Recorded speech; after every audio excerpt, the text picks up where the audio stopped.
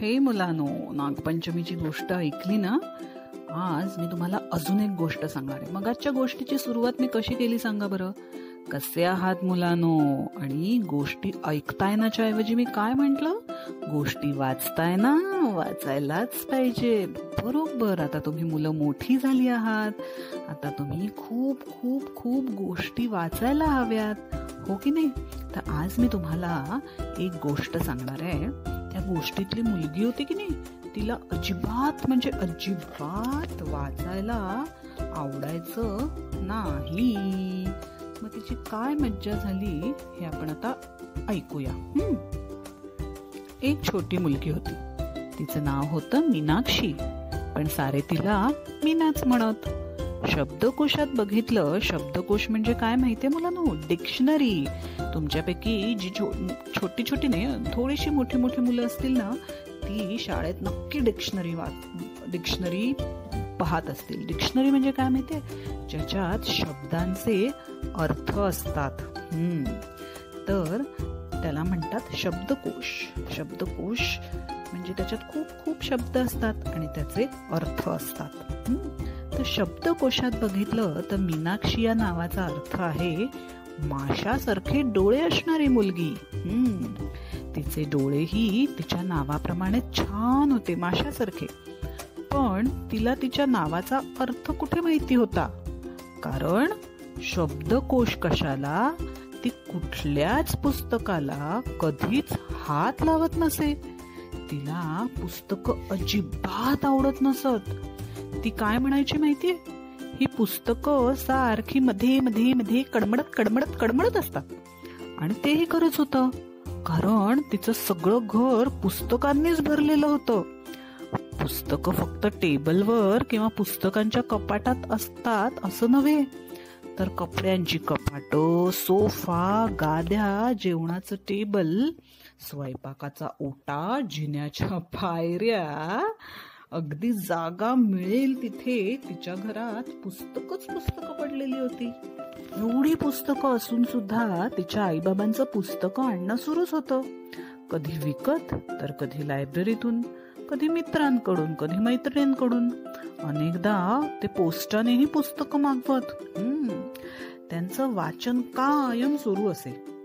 एका हातात टूथब्रश असो, चहाचा कप असो, नाहीतर खाणं असो, दुसऱ्या हातात पुस्तक हवंच. आणि मीनाचं मात्र दुसरं टोक. ती पुस्तक उघडतही नसे. मग वाचणं तर लांबच राहिलं. अगदी आईबाबांनी पुस्तक वाचून दाखवायला सुरुवात केली तरी ती कानावर हात ठेवायची आणि ओरडायची, मला पुस्तकं आवडत नाहीत, मी वाचणार नाही आणि ऐकणार सुद्धा नाही. मीनासारखा पुस्तकं न आवडणारा अजून एकच जण तिला माहित आहे, तिचा बोका. त्याचं नाव होतं मन्या. तो लहान असताना एक भलं मोठं पुस्तक त्याच्या शेपटीवर पडलं होतं. आणि तेव्हा जे शेपूट त्याचं वाकडं झालं की नाही, ते कायमचंच. तेव्हापासून त्याने नेहमी पुस्तकाच्या गठ्ठ्यावर बसायला सुरुवात केली. एक दिवस सकाळी उठल्यावर मीनाने बेसिन मधली पुस्तकं बाजूला केली. मज्जा आहे ना? आणि दात घासले. मग ती दूध घेण्यासाठी स्वयंपाकघरात गेली. फ्रीज मधला अंकांचा गठ्ठा बाजूला करून तिनं मागचं दुधाचं पातेलं काढलं. ओट्यावरची पुस्तकं खाली ठेवून ती त्यावर चढली आणि तिने दूध गरम केलं. मग तिने ते कपात ओतलं, वाडग्यात काढलं. सकाळी दुधाच्या वेळी नेहमी पायाशी घोटावणारा मन्या आज दिसतच नव्हता. मुलांनो, म्हणजे बघितलं का किती ठिकाणी तिच्याकडे पुस्तकं ठेवलेली होती, पुस्तकं. तर मग पुढे तिने मन्याला हाक मारली. मन्या म्हणजे कोण? तिचा बोका. मन्या, ए मन्या, मन्या, ए मन्या. तरी मन्याचा पत्ताच नाही. मन्या, अरे दूध काढलाय, पण छे कुठं गेला हा? असं म्हणत ती मन्याला शोधू लागली. गॅलरीत, बाथरूम मध्ये, जिन्यात, कपाटाखाली, सगळीकडे फक्त पुस्तकं. मन्या काही दिसेना. इतक्यात म्याव, अचानक तिला आवाज ऐकू आला. ती धावतच आवाजाच्या दिशेने जेवणाच्या खोलीत गेली. तर हे महाराज एका पुस्तकाच्या प्रचंड ढिगाऱ्यावर चढलेले. तिथून त्याला उतरताच येत नव्हतं. तो ढिगारा म्हणजे काय माहितीये ना, एकावर एक खूप गोष्टी ठेवल्या की त्याचा जो गठ्ठा होतो ना उंच, त्याला म्हणतात ढिगारा. तो गठ्ठा होता आईबाबांनी मीनासाठी आणलेल्या पुस्तकांचा, ज्यांच्याकडे तिनं कधी ढुंकूनही पाहिलं नव्हतं. त्यात तळाला चित्रांची पुस्तकं होती, त्यावर गाण्यांची पुस्तकं, मग छोट्या गोष्टींची पुस्तकं. सगळ्यात वर होत्या परीकथा. परीकथा म्हणजे काय, फेरी टेल्स आणि साहस कथा. त्याच्यावरची धूळ कधी कोणी झटकली सुद्धा नव्हती. मन्याला पाहून ती म्हणाली, थांब रे, घाबरू नकोस, मी काढते तुला खाली.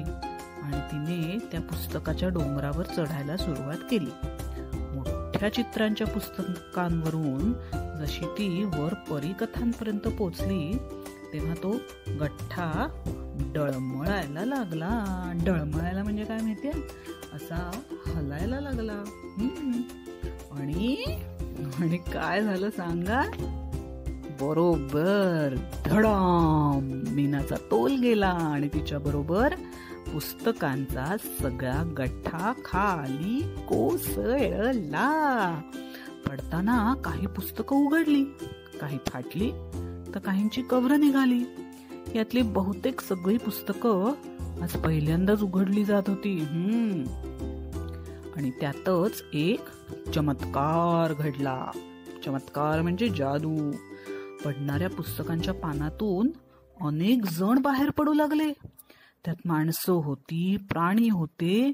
ते टपाटप टपाटप टपाटप खाली पडत होते. काही पुस्तकांवर पडत होते, तर काही एकामेकांवर पडत होते.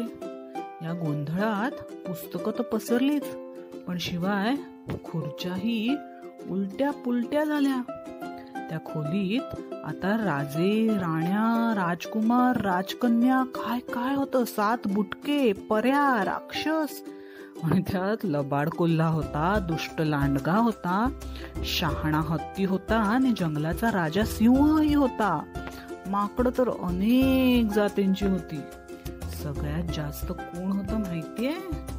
सगळ्यात जास्त होते पांढरे ससे, जंगली ससे, टोपी घातलेले ससे. खोलीत जागा मिळेल तिथे ते बागडत होते. या सगळ्या पसाऱ्याच्या मधोमध बसली होती मीना. तिला काही सुचतच नव्हतं. पुस्तकात ससे आणि हरणही असतात. मला वाटलं त्यात फक्त शब्द, वाक्य आणि अभ्यासच असतो. इतक्यात अजून एका पुस्तकातून डुकराची छोटी छोटी पिल्लं आणि 3 ससे बाहेर आले. आता जेवणाच्या खोलीचं रूप पूर्ण पालटून गेलं होतं. हत्ती जेवणाच्या टेबलवर चढला होता आणि सर्कशीतल्या कसरतपटू सारखा एका पायावर उभा होता आणि सोंडेनी काचेच्या बशा उडवित होता. माकडांनी खिडक्यांचे पडदे फाडून अंगावर घेतले होते आणि ससे टेबलाचे पाय कुरतडत होते. खोलीत नुसता गोंधळ झाला होता. चुप्प बसा, गप्प बसा सगळे, मीना ओरडली. पण या इतक्या गदारोळात कोणालाच तिचा आवाज ऐकू आला नाही. तिने चटकन हाताजवळचा एक ससा उचलला आणि एका पुस्तकात कोंबण्याचा प्रयत्न केला. पुस्तकाचं नाव होतं मुलांसाठी पाककला. ससा घाबरला, म्हणजे ती वेगळ्याच पुस्तकातलं कॅरेक्टर वेगळ्याच पुस्तकात घालत होती. ससा घाबरला, धडपडत जाऊन पुन्हा बाहेर आला.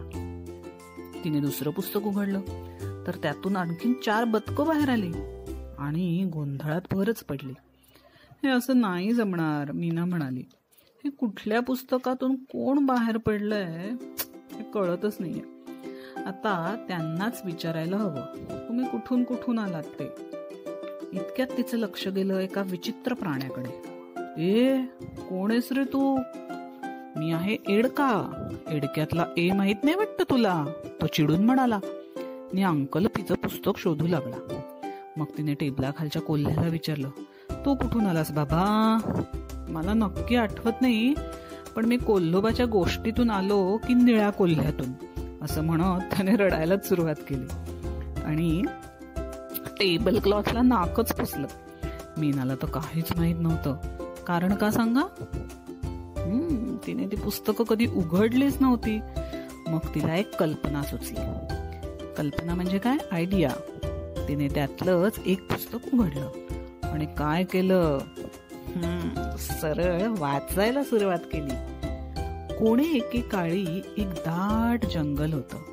त्या जंगलात खूप प्राणी राहत असत आणि हळूहळू सगळे प्राणी उड्या मारायचे थांबले.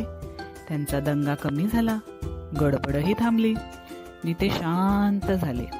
गोष्टीत पुढे काय होणार हे ऐकायला सारे तिच्या भोवती बसले आणि हळूहळू तिच्याजवळ सरकायला लागले. मीना जेव्हा दुसऱ्या पानावर पोचली तेव्हा अचानक एका डुकराच्या पिल्लानं उडी मारली आणि म्हणाला, अय्या, माझी गोष्ट मिळाली. मग ते चटकन त्या पुस्तकात शिरलं. मागोमाग सारी पिल्लं तिच्या मांडीवर चढून तिच्या हातातल्या पुस्तकात गडप झाली. मीनाने लागलीच ते पुस्तक बंद केलं आणि दुसरं उघडलं. तिने गोष्टीला सुरुवात करताच अजून एकाला आपलं घर सापडलं. मग तिने एकामागून एक पुस्तकं वाचायला सुरुवात केली आणि एक एक जण आपापल्या गोष्टीच्या जगात अदृश्य होऊ लागला. शेवटी निळा कोट घातलेला एकमेव ससा तिथे शिल्लक राहिला. मीनाने अजून एक पुस्तक उघडलं, शेवटचं. त्याचं नाव होतं नदीकाठचा ससुला. सगळे आपापल्या पुस्तकात गेल्याने आता तिला अगदी एकटं एकटं वाटायला लागलं होतं. तिच्या मनात आलं, हा आपल्याबरोबरच राहिला तर किती बरं होईल. पण आता तो तिच्यासमोर उभा राहून त्याच्या गोष्टींची वाट पाहत होता. आपल्या स्वतःच्या गोष्टीत जायला तोही अधीर झाला होता. त्याच्याकडे पाहत तिने नाईलाजाने वाचायला सुरुवात केली आणि आपली छोटी शेपूट सावरत सशाने टुणकन पुस्तकात उडी मारली. आता घर अगदी शांत झालं होतं. तिचा मन्या शेजारी एका पुस्तकावर अंग झाटत बसला होता. तिला वाटलं, आता हे सारे मला पुन्हा कधीच भेटणार नाहीत. मग अचानक तिच्या लक्षात आलं, अरे, ही पुस्तकं आपल्या जवळच आहेत की. आणि तिला खुदकन हसू आलं. तिचे आई बाबा जेव्हा दुपारी घरी आले तेव्हा समोरचं दृश्य बघून त्यांच्या स्वतःच्या डोळ्यावर विश्वासच बसेना. खोलीत असता व्यस्त पसारा, टेबल मोडलेलं, खुर्ची तुटलेली, उशांच्या काचा पसरलेल्या आणि खिडक्यांचे पडदे सुद्धा फाटलेले. पण या साऱ्याचं त्यांना काहीच वाटलं नाही, कारण या सगळ्याच्या मध्ये मीना बसली होती आणि ती एक पुस्तक वाचत होती. चक्क पुस्तक वाचत होती मन लावून. आणि अशा प्रकारे मीना खूप खूप गोष्टी वाचायला शिकली आणि नंतर वाचतच राहिली. आणि त्या गोष्टीतून तिला खूप सारे मित्र, जंगली प्राणी भेटतच राहिले आणि तिला खूप खूप मज्जा यायला लागली. कशी होती गोष्ट? छान की नाही? मग आता तुम्ही पण वाचायला लागणार की नाही हळूहळू? शाबास. मला नक्की एक गोष्ट वाचून दाखवा आणि तुम्ही आतापर्यंत किती पुस्तकं वाचली आहेत हे पण सांगा. Okay, bye.